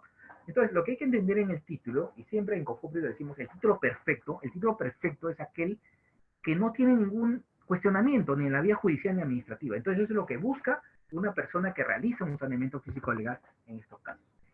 En el tema rural, ahora vamos a entrar un poco al tema rural, de formalización rural. El tema rural está marcado por una competencia por los GORES. Antiguamente, por supuesto, lo tenía el Agricultura, representado por el PEXPET, que era el ente encargado, el ente ejecutor. Esta competencia, de alguna manera, la perdió el PET en el 2007 y la asume COFOPRI temporalmente. COFOPRI solamente tuvo la competencia urbano-rural 3 años, entre el 2007 y el 2010. En 2010 se transfiere la competencia a los GORES, a los gobiernos regionales. Actualmente, los competentes en el tema de formalización rural, de periodos rústicos, comunidades nativas, campesinas y eriazos habilitados y eriazos son los GORES. Los GORES son los encargados de este saneamiento físico legal. Por esa razón que dentro de estas competencias de los predios rurales tenemos el saneamiento de comunidades campesinas a nivel nacional, tierras eriazas habilitadas con actitud agropecuaria, comunidades nativas y predios rústicos. Por supuesto que estas competencias del GORE son competencias inherentes en el tema agrícola, para lo cual dentro de estas competencias está el levantamiento de información en campo, y por eso tocamos nuevamente, volvemos a la primera parte. Para realizar un saneamiento necesita realizar previamente un catastro, y por esa razón que las dos funciones en el tema catastral y el tema de formalización, el GORE las viene desarrollando a nivel nacional. ¿Con el objetivo de qué? De integrar esos esfuerzos y crear una plataforma única. A su vez, también existen regiones o zonas, en el caso del Perú, donde se ha intervenido a través de un proyecto que se llama el PTR3. El PTR3, cuyo objetivo es el saneamiento de predios rústicos y comunidades nativas y campesinas a nivel nacional. Algunos sectores, en el caso de Loreto, en el caso de Puno, en el caso de Cusco, ya están sectorizados. Y esta intervención se hace de alguna manera aplicando estos procedimientos, por supuesto, ¿no? Diagnóstico, saneamiento y titulación individual. Lo importante acá es ver que la ejecución, de alguna manera, la parte operativa o de levantamiento de información está realizada por empresas privadas, en este caso, y posteriormente validada por los gobiernos regionales. Entonces, es un ala adicional a la competencia o al marco de acción de cada gobierno regional. Por supuesto, como saben, cada gobierno regional tiene un plan de trabajo anual. COFOPRI, municipalidad, tiene un plan de trabajo anual. En ese plan de trabajo anual definen cuántos lotes van a levantar en el año. En el tema rural es igual. Cuántos lotes van o cuántos predios rústicos. Este proyecto de PTR3 también tiene una meta, y esa meta está anualizada. Entonces, tenemos frentes que se están levantando para el tema de saneamiento físico-legal. Ahora, el tema de comunidades campesinas y nativas son procedimientos muy especializados. El tema de levantar propiedad no quita solamente con levantar planos, sino es un análisis de derechos de propiedad al interior. Porque como son grandes extensiones, estas extensiones pueden estar cubiertas por diferentes problemas de carácter legal o técnico. En el tema legal puede ser que encima de esa comunidad que vamos a sanear pueden existir propiedades privadas del Estado u otro tipo de connotación. O también pueden existir limitantes de carácter de zonas reservadas o zonas forestales que deberían ser o incorporadas o excluidas de esas zonas, ¿no? Zona de reserva. Entonces hay una situación especial donde tiene que haber justamente un estudio previo, y así lo marca justamente el MINAVI a través de los manuales de formalización que tiene pues aprobados. Uno de ellos muy importante que han expedido es el tema de procedimiento de diagnóstico de predios rústicos, ¿no? Donde justamente definen la metodología o la importancia del diagnóstico en el tema rural para efecto de definir los derechos de propiedad. Este es un paso importante en el tema de formalización rural, lo que permite justamente validar los procedimientos que están llevando a cabo. Muy bien. En el tema de formalización de predios rústicos, la norma actual o la norma vigente es el decreto legislativo 1089, ¿no? Y vinculado a su reglamento, que es el decreto supremo 032 de vivienda, ¿no? Y el decreto supremo 09/2017 de militares, que son normas que permiten justamente a los GORE, a los gobiernos regionales, realizar los procedimientos de catastro y de formalización de predios rústicos, ¿no? Ahora, son aquellos que, los predios rústicos son aquellos de uso agrario, ubicados en zona rural, destinados a la actividad agropecuaria. Esa es una definición que no hay que perderla de vista, porque pueden haber zonas que no tengan esa condición agraria, pueden ser zonas que no tienen capacidad, digamos, de tener capacidad agrícola. Pueden ser eriazos habilitados siempre y cuando tengan esa característica de eriazos habilitados a la agricultura, porque hay eriazos también dentro de la connotación del tema rural que pueden ser titulados. Pero yo voy más a la parte práctica en la zona urbana, donde ya se pierde la connotación rural, aún existiendo actividad agropecuaria, ¿no? Las famosas islas rústicas, dentro de los centros poblados o dentro de las ciudades mismas. Entonces, esa es la connotación que se debe de alguna manera tener en cuenta en el tema del destino agropecuario que debe tener estos predios para efecto de realizar procesos de saneamiento o titulación rural. Muy bien. ¿Qué características tiene este procedimiento? Este procedimiento rural, al igual que el urbano, es un procedimiento de oficio, no es a pedido de parte. Y acá es la primera característica que hay que tener en claro. Aquellos que trabajen en los GORES, en los gobiernos regionales y estén haciendo saneamiento rural, tengan entendido que la visión que tuvo este reglamento es crear procedimientos masivos al igual que COFOPRI. Es como si una persona en un asentamiento humano está viviendo 30 años y él quisiera el título de su propiedad de su lote y va a COFOPRI y presenta su solicitud. Entonces COFOPRI le va a decir, señor, yo no le puedo atender porque no tengo un procedimiento individual de titulación, ni masivo. Lo que hago es una intervención de oficio, no a petición de parte.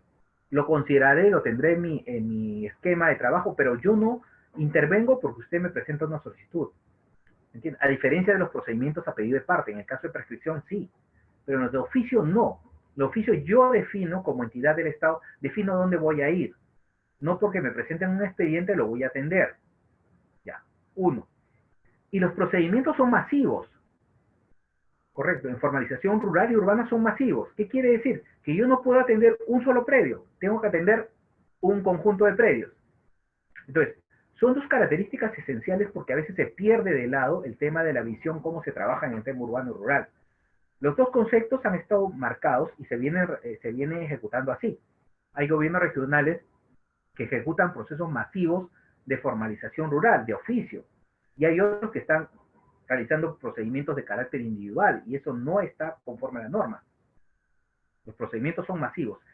El único procedimiento individual que puede darse es después de 3 visitas. Si un predio rústico es visitado 3 veces en forma masiva y no se le encontraba propietario, recién se activa la dispensa para que la persona pueda pedir a solicitud de parte la titulación de su predio, para lo cual deberá pagar los costos de inscripción del predio, es decir, todo el procedimiento tendrá que ser regulado y pagado a través de TUPA. Es decir, en los procesos masivos de oficio son gratuitos, el título se entrega gratuitamente, en el tema urbano rural es gratuito, no paga ni un sol la persona que esté en posesión del predio en tema urbano rural. Pero después de 3 visitas, se vuelve de carácter a petición de parte, pero oneroso. Es una condición especial que tiene en el caso de predios rústicos y que la norma lo recoge justamente para el efecto de darle esta regulación especial. La segunda característica que es gratuito, como les dije, en los procedimientos urbanos y rurales son gratuitos cuando es de oficio, pero cuando es a pedido de parte después de 3 visitas es oneroso. Se requiere la posesión y explotación económica. Por supuesto, si hay un predio rústico que no tiene un titular, yo no le puedo entregar un título a un tercero que llamó por teléfono, que supuestamente está en otra jurisdicción. No, tiene que estar en posesión del predio, en forma directa. Tiene que haber explotación económica, tiene que dedicarlo a la agricultura. No tiene que dejarlo, de alguna manera, un terreno en abandono. Los colombianos lo llaman estos terrenos de engorde. ¿Engorde por qué? Porque lo tienen ahí y no están en posesión, están en otro lugar y los tienen cercados. Esos no son terrenos de engorde. Estos no son materia de un proceso de formalización rural. Solamente aquellos donde tengan posesión y tengan explotación económica. Y es una de las características especiales acá. Se requiere posesión efectiva antes del 25 de noviembre del 2010. Es una fecha límite, quiere decir de que si yo tengo poseyendo un predio rústico el 2011 o el 2012, el gobierno regional no me lo va a poder titular. No voy a poder realizar un proceso de saneamiento físico legal porque estoy fuera de la fecha que define el reglamento de los procedimientos de formalización de predios rústicos. Ahora, dentro de este esquema de procesos de formalización de predios rústicos, hay exclusiones que se dan al procedimiento, que están excluidos, que yo no podría formalizar en estos predios. ¿Cuáles son? En terrenos de comunidades nativas, yo no podría formalizar, si yo tengo rústicos o tengo un conjunto de predios rústicos en comunidades campesinas y nativas aún no estén inscritas, yo no podría titularlas a esas personas. A los famosos, pues, estas personas que están ocupando esos terrenos rústicos, ya sean parceleros o ya sean colonos, que lo llaman en la selva, yo no los podría titular porque el marco legal me los excluye, porque esos son terrenos intangibles de las comunidades. Es la primera excepción. Segunda, las áreas de uso público. Zonas tales de protección, por supuesto, porque son áreas intangibles. Las zonas arqueológicas también, las zonas declaradas como patrimonio cultural tampoco las puedo titular. Hay predios rústicos, especialmente en Cusco, que tienen actividad económica, que se siembra alfalfa, choclo, maíz, etcétera, pero son consideradas como zonas arqueológicas, en consecuencia no los puedo titular. Terrenos destinados a proyectos hidroenergéticos, también tenemos el proyecto Chineca, ¿sí? Entonces esos proyectos tampoco los predios rústicos ocupados los puedo titular. Eso lo va a titular el propio proyecto. Las áreas aéreas que se encuentren comprendidas dentro de los procesos de inversión privada, ¿no? Donde van a desarrollarse aeropuertos, donde se van a desarrollar terrapuertos o alguna infraestructura del Estado. Entonces, esos predios tampoco los puedo titular. Muy bien. Requisitos para el tema de la formalización rural.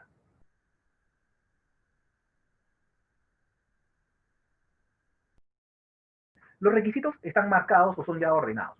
El tema recoge justamente estos requisitos que son esenciales. Uno de los requisitos esenciales dentro del tema de la formalización rural es la explotación económica. Tiene que haber explotación económica para los terrenos de costa y sierra. En el tema de selva hay un requisito especial que es la capacidad de uso mayor, ¿no? El tema de zonificación del suelo, en el tema de formalización de predios rústicos en selva. Es un procedimiento especial, por supuesto.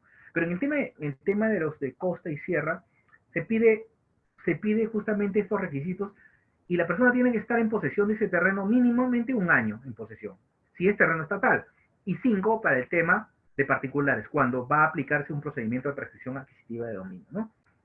En el caso urbano, la prescripción es 10 años, en el caso rústico son 5 años. Después tiene que haber una posesión pacífica, no puede haber procesos judiciales ni violencia sobre estos predios. Tiene que la posesión ser pública, reconocida. no existir vínculos contractuales sobre la posesión, ¿no? Si yo he comprado o tengo un contrato de arrendamiento con el propietario del predio, no podría yo titularme en ese predio para un tema rústico. No pueden, no pueden adquirir por prescripción los arrendatarios, comodatarios o cualquiera que tenga una relación contractual justamente con el propietario. Muy bien.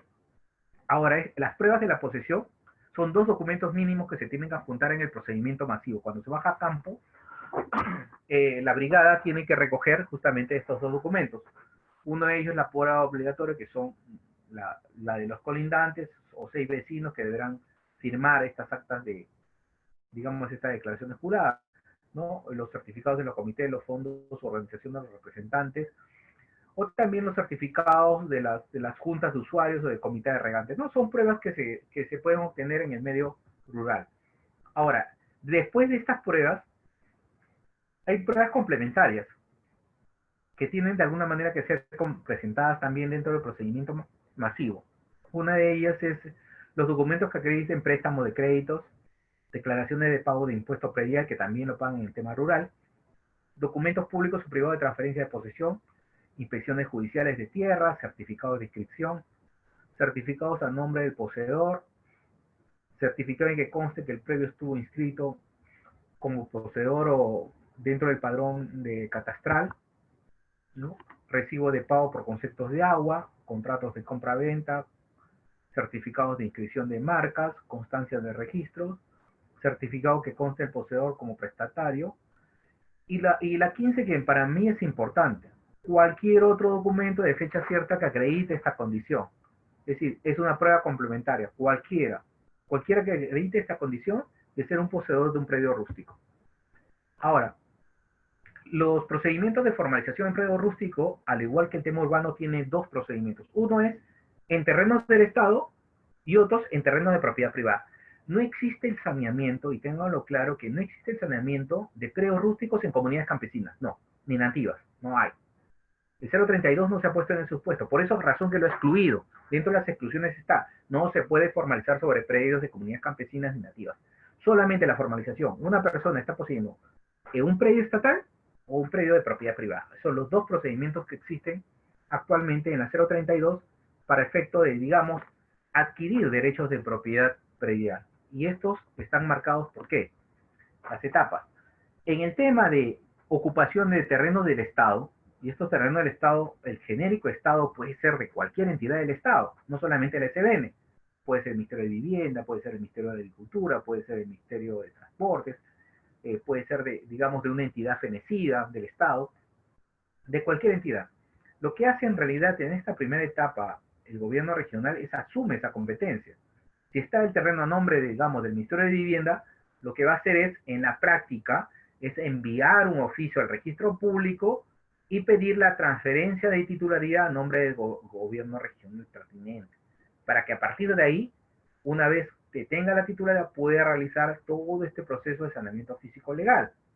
Porque si no es así, lo que va cuando presente su rogatorio o presente los planos predio por predio, porque se presenta un plano lote por lote o unidad registral o unidad catastral, cada una para efecto de titularlo, lo que va a ver el registrado que lo va a observar porque le va a decir usted no es el titular del predio matriz, motivo por el cual no se puede independizar.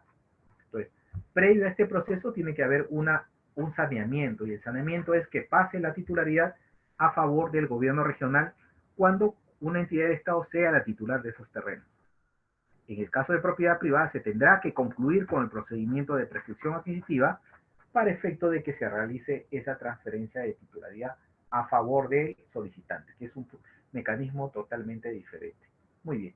Entonces, dentro de estos supuestos están las etapas que contempla el Decreto Supremo 032, entre ellas es la determinación de la unidad territorial. Tenemos que definir dónde vamos a ir, a Chiclayo, a Piura, a una zona determinada, vamos al Alto, o vamos a un sitio determinado en una jurisdicción, vamos a Chinecas. Entonces tenemos que ir a una área determinada que nos permita definir nuestro marco de acción. No podemos ir salpicando en toda la jurisdicción del gobierno regional, tenemos que ir a una jurisdicción determinada que la hemos definido y cuantificado previamente. Ahora, no se puede ingresar a cualquier zona, tiene que haber un estudio previo. Esta determinación parte de lo que es un prediagnóstico previo del tema rural, que se hace para seleccionar la zona y verificar cuántos predios rústicos hay en la zona. Es decir, yo no puedo entrar a una zona que yo vea que todo es agrícola y automáticamente titular todo. No, tengo que ver en esa zona agrícola si se ha titulado o no se ha titulado. Y lo que está titulado ya no lo vuelvo a volver a titular. Tengo que ver una zona donde no se ha intervenido en el tema rústico. Esos son los grandes errores a veces que se cometen en el tema rural. Después que determine una zona de trabajo, realizaré el diagnóstico técnico legal. No lote por lote, realizaré de todo mi entorno, de todo lo que está a mi alrededor, de todo lo que voy a tener, realizo un saneamiento físico legal de la zona para determinar qué, determinar quién es el titular de esos terrenos. Una cosa es el poseedor, el agricultor que tenga la posesión del predio rústico, y otra es el titular del terreno. Y ese titular solamente puede ser o el Estado o puede ser un propietario privado. Si fuera una comunidad campesina, el diagnóstico tiene que salir negativo. Tiene que decir que sobre este predio no se puede formalizar porque es una comunidad nativa o una comunidad campesina. Y no se podía formalizar. Pero si el diagnóstico sale que es de propiedad privada o es de propiedad del Estado, sí podría continuar con el procedimiento. Una vez terminado mi diagnóstico y me arroje que es propiedad estatal o propiedad privada, continúo con el saneamiento, tendré que sanear la propiedad, transferir la titularidad a favor del Estado, continuar mi procedimiento de prescripción adquisitiva, hacer la promoción y difusión, informar a la población, en este caso informar a los parceleros, a los agricultores, que se va a iniciar un proceso masivo de formalización. Este procedimiento es de carácter masivo, gratuito, no es de carácter individual, no se puede pedir, digamos, la formalización de un solo predio, salvo después de 3 visitas, pero de un solo predio no, este es masivo, es de oficio. Promoción y difusión, comunico a cada agricultor que vamos a iniciar un proceso o bien de adjudicación estatal o bien de prescripción adquisitiva. Voy a realizar el levantamiento catastral, es el famoso catastro rústico. Voy a empadronar a la persona con la ficha, linderar, levantar los linderos, voy a medir el predio. Generalmente la linderación se hace con GPS o puede ser con restitución. Verifico la explotación económica, tiene que estar dedicado a la agricultura. Y una vez que verifique todos estos datos, elaboraré los planos de cada una de las parcelas. No hago acá, como el caso de Urbano, un PTL, no. Solamente cada predio va a tener su plano perimétrico con respecto al área ocupada. La infraestructura, si en un predio rústico tenemos, por ejemplo, galpones de pollos, tenemos, digamos, un molino o casas al interior, siendo rústico, eso no se levanta, solamente se levanta el perímetro del lote que voy a titular. Y es todo el lote lo que se va a titular, no la infraestructura. Muy bien. Elaboramos los planos, calificamos, hacemos una calificación si la persona cumple con el requisito. ¿Cuáles son los requisitos? Las pruebas, la principal y la complementaria, y la antigüedad, si es tiene posesión antes del, ¿cuándo? Antes del 25 de noviembre del 2010, ¿no? Si tiene esa condición. Y cumple con los requisitos, ¿no? Publico el padrón de poseedores aptos, lo publico ahí en la municipalidad y pego los cartelones. Y después, si no hay oposición, titulo. Le entrego un título de propiedad a esa persona, a ese agricultor que ha cumplido con los requisitos, y sobre todo, inscribo el título de propiedad en registros públicos. Eso es lo que diferencia este procedimiento del procedimiento rural llevado en los años 70, 80. Antes, el título rural se le entregaba al agricultor y el agricultor tenía que inscribirlo en registros públicos. Por eso encontramos muchas personas en provincias, y en Lima también, que tienen títulos, los títulos rojos, los títulos verdes, que no están inscritos, que son derechos de propiedad pero no inscritos, de predios rústicos. ¿Por qué? Porque no había obligación del ente formalizador en ese momento de inscribir el título. Ahora no, ahora sí existe una obligación de que ese título se inscriba previamente en el registro para ser entregado. Entonces es una condición per se. Muy bien.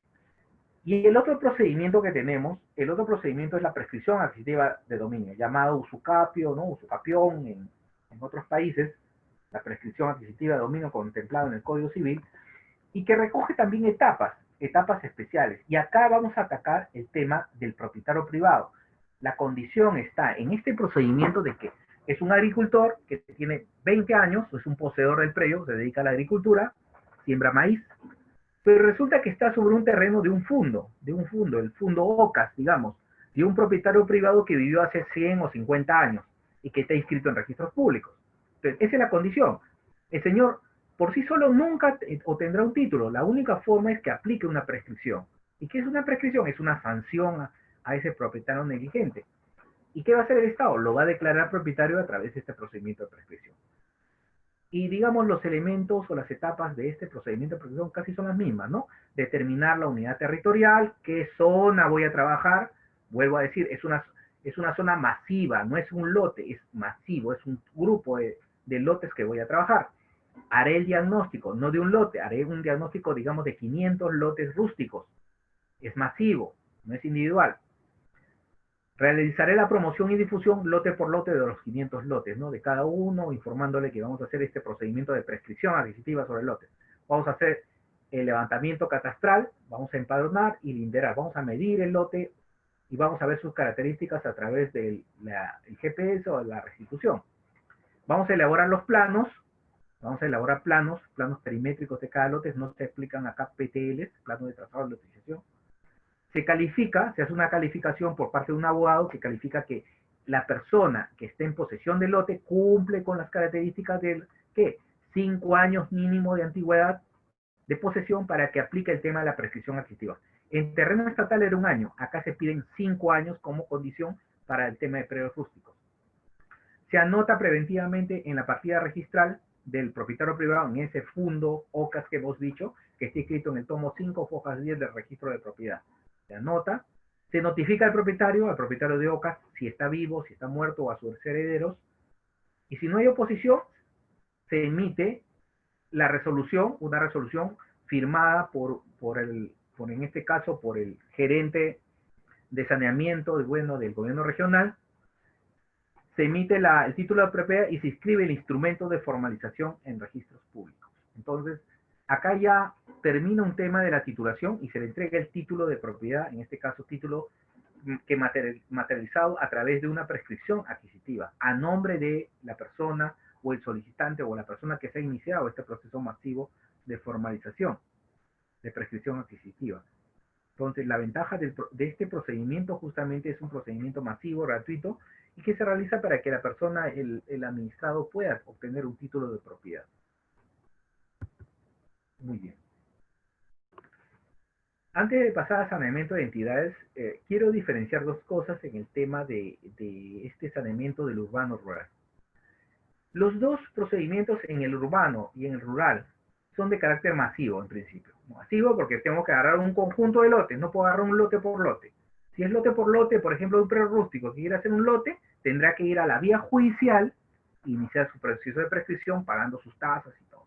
Es decir, no se le quita el derecho de poder obtener su título, pero tendría que hacerlo directamente en el Poder Judicial. El tema de saneamiento por parte de COFOPRES, municipalidad o de los GORES es de que van a ser procesos masivos de grupos de predios, urbanos o rurales. Muy bien, es masivo. ¿Es gratuito? Sí, porque el Estado asume todos los costos, no le va a costar nada o a la persona que vive un lote de vivienda o al agricultor. Correcto, muy bien.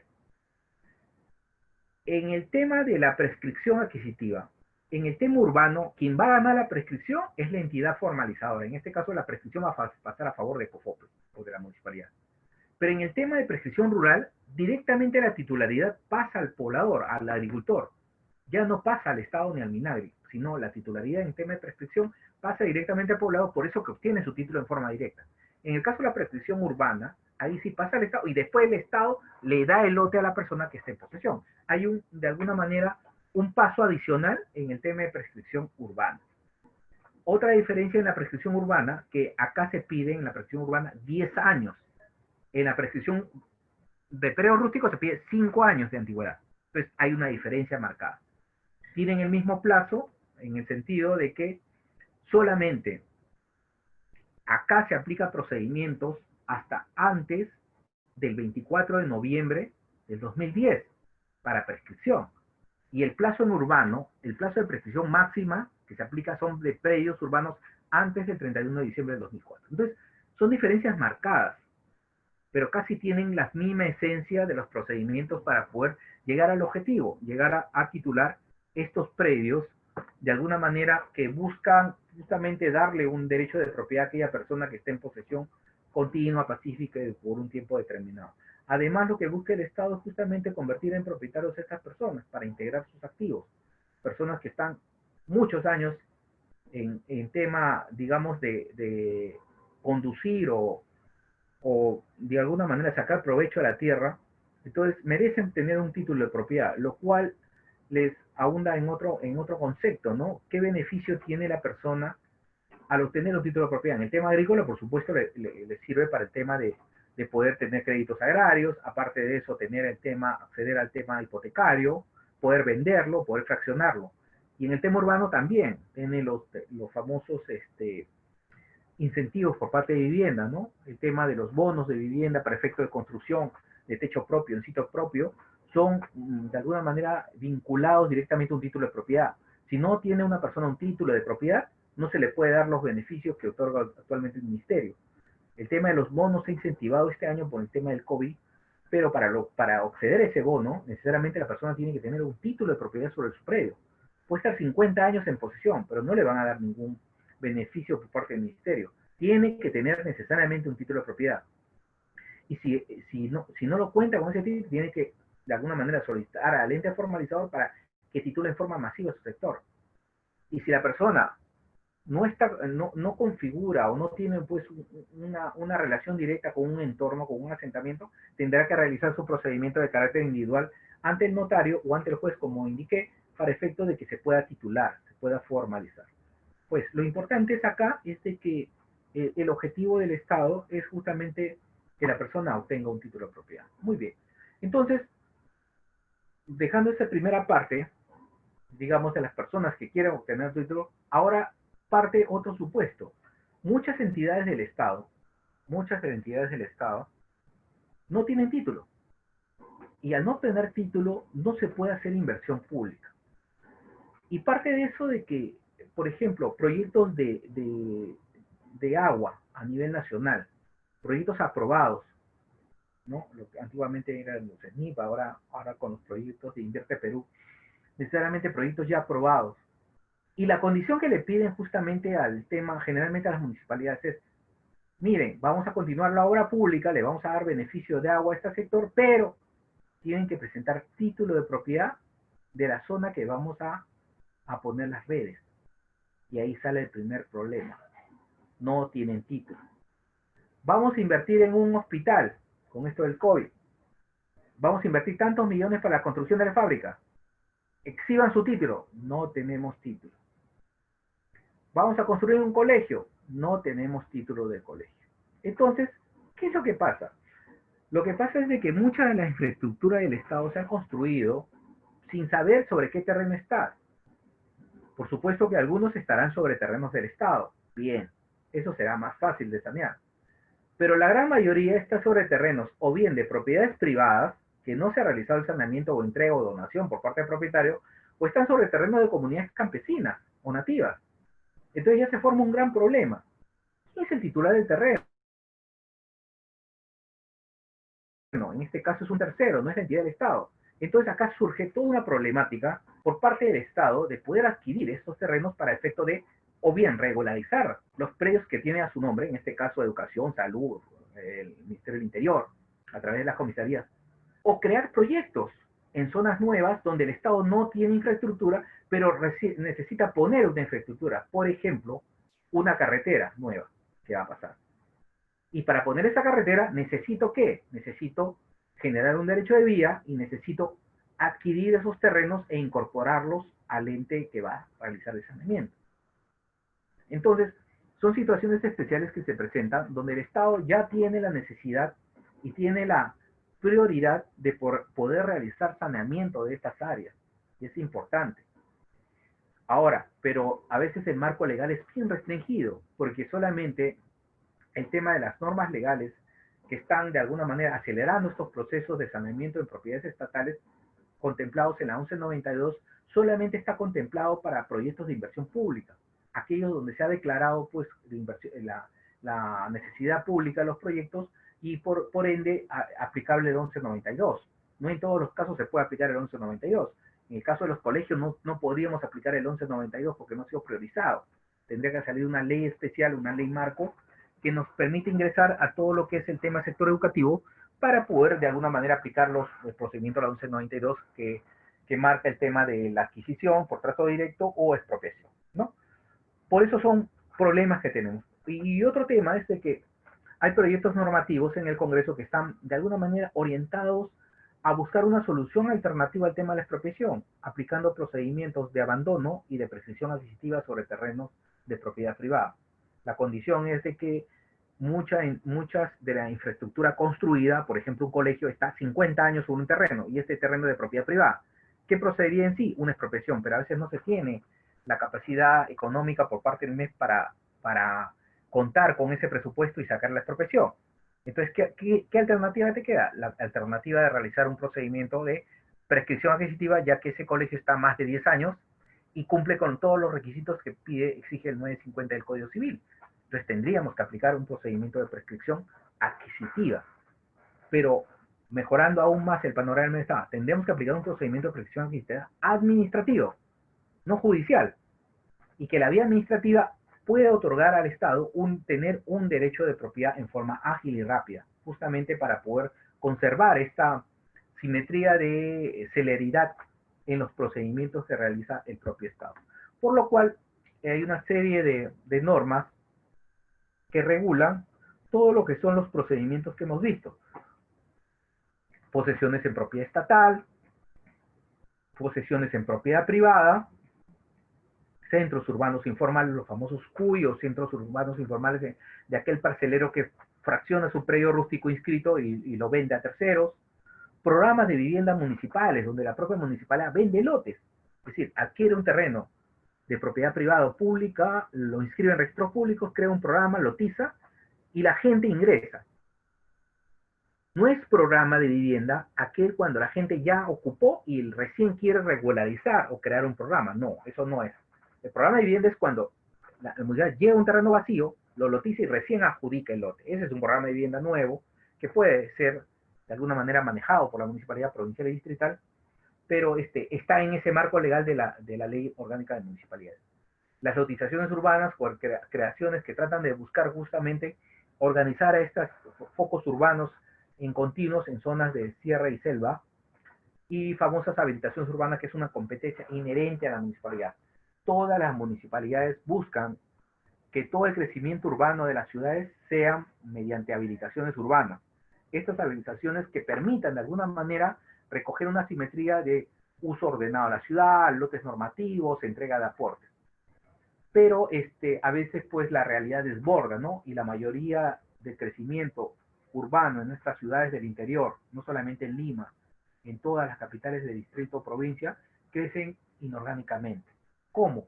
Ocupan el terreno en forma informal o compran a los parceleros y comienzan de alguna manera a crear vivienda de todo tipo, ya sean que sean propietarios o poseedores. Entonces, es una asimetría con respecto al crecimiento ordenado de la ciudad. Pero estas son las normas vigentes que regulan cada uno de los procedimientos en el tema urbano.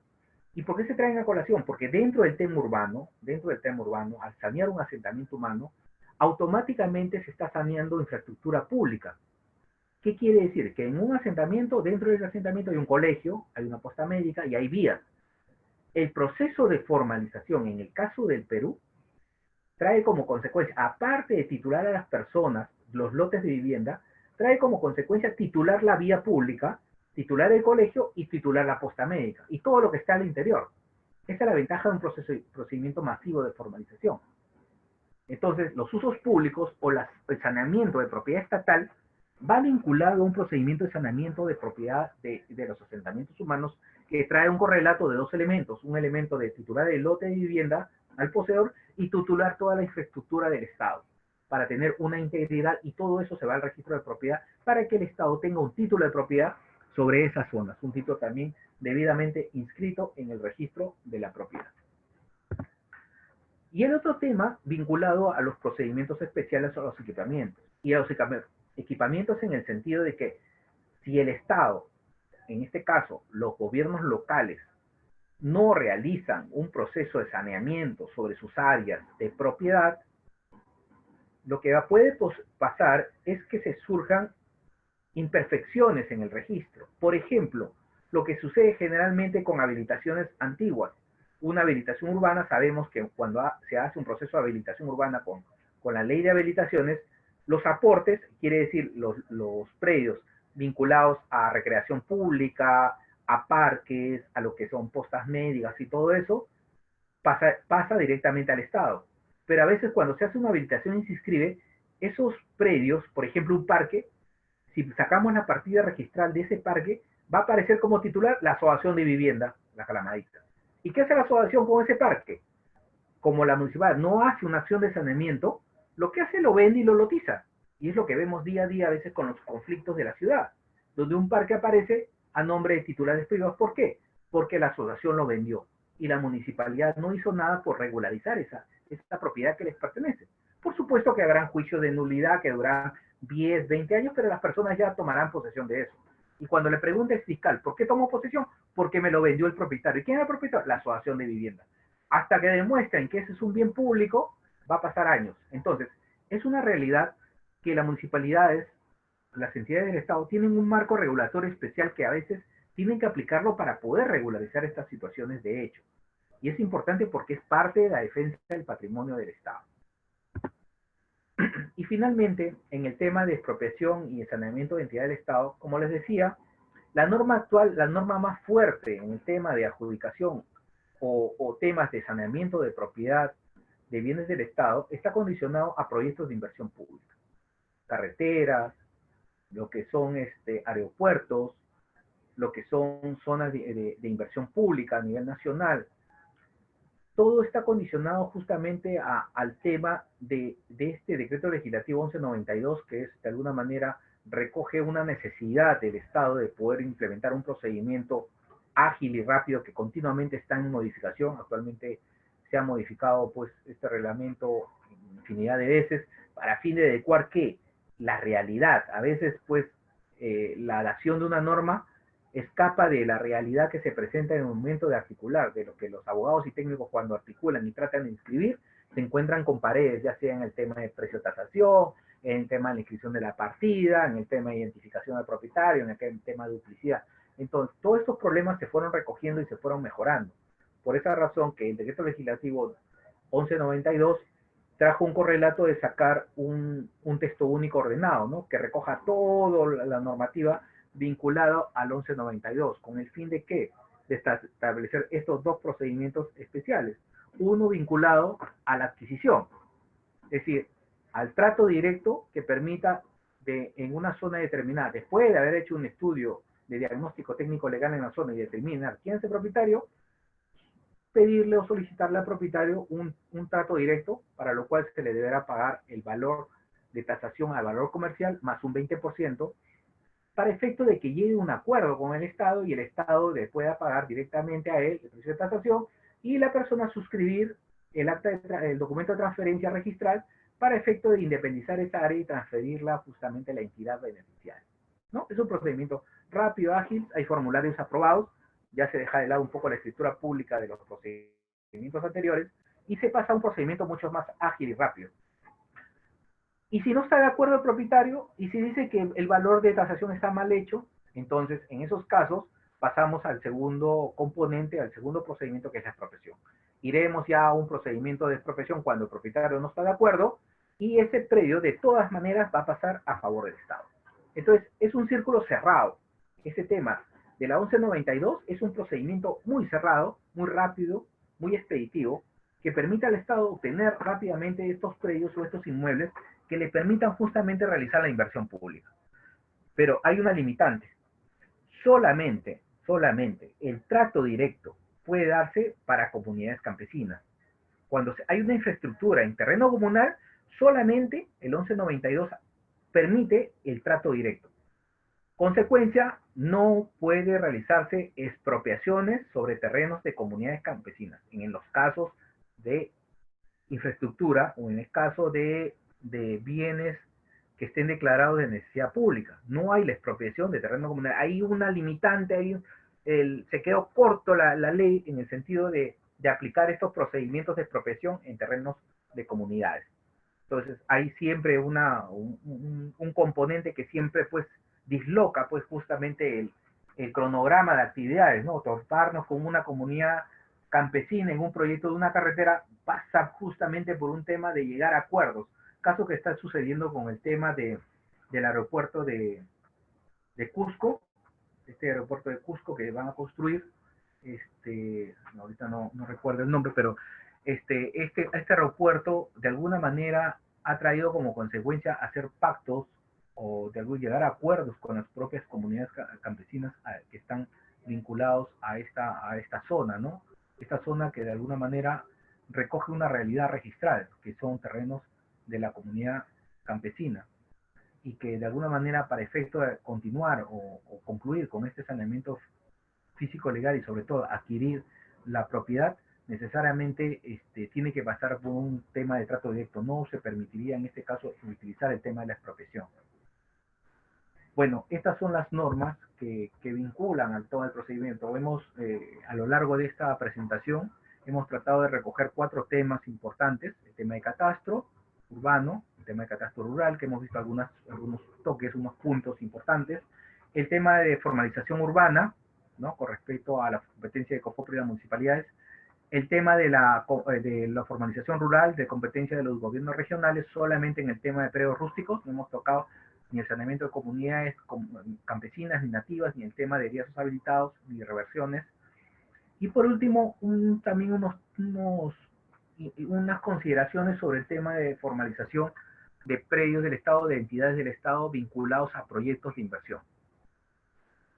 Bueno, dejo a consideración de las preguntas que quieran generar en este encuentro, en este primer taller que hemos realizado. Muchas gracias por su participación. Ok, doctor, entonces vamos a pasar a un foro de preguntas, a ver si algún participante que está dentro de esta plataforma podría participar en voz y para yo habilitarle el audio. A ver, ahí tenemos varios, por favor, tenemos 65, 63 participantes. A ver si alguien podría preguntar en voz, ahí tenemos. Mientras tanto, yo voy tratando de recopilar las preguntas. Ahí viene, ahí está Keila Fox. Vamos a habilitar el audio. Hola, hola, Keila. Buenas Hola, noches. ¿qué tal? Buenas noches, ¿cómo está? Bien, bien. Buenas ¿Me noches. escucha? Sí, sí, ¿Me claro. escucha? Ya. Sí, sí. Mi pregunta era, o sea, el ingeniero estaba hablando una parte sobre los certificados que constata el juez de paz. En este caso, el juez de paz constata un certificado de posesión solo cuando es habitable, o sea, vivienda, o cuando es terreno, solo terreno Eh, también. Muy Esa es bien. mi pregunta. Los jueces de paz en el tema urbano constatan lo que es la vivencia, constatan una condición de vivencia, de que la persona esté viviendo en el lote. Generalmente estos certificados que emiten los jueces de paz es para esa función, de la vivencia que tenga la persona en el lote. Por supuesto que es un documento complementario, aleatorio. Lo que vale acá en el tema urbano es la inspección en campo. Cuando se titula un lote urbano, se baja con una ficha como si fuera un catastro y se empadrona a la persona. La persona tiene que estar en el lote. No es que se vaya la persona y se vaya a la municipalidad a empadronar. No, no, tiene que estar en el lote. Tiene que tocar la puerta de la persona, el empadronador, y la persona abrir para que se pueda comprobar. Y ese documento que le da el juez de paz es parte de los medios probatorios. Si ese documento de alguna manera no crea convicción en el calificador o en el abogado que está verificando el caso, tendrá que pedir otros documentos complementarios, por ejemplo, declaraciones juradas de vecinos, o adjuntar un recibo de luz, agua o una constancia de posesión otorgada por la municipalidad. Es decir, esa constancia, si bien es cierto, es un documento válido, tiene que ser evaluado. Es decir, no es el documento único que se presenta en un tema de una calificación para el saneamiento de un predio urbano.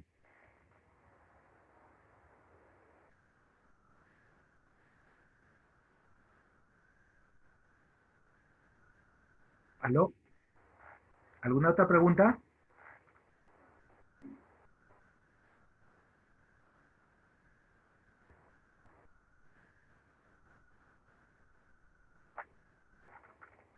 ¿Aló? ¿Otra pregunta, por favor?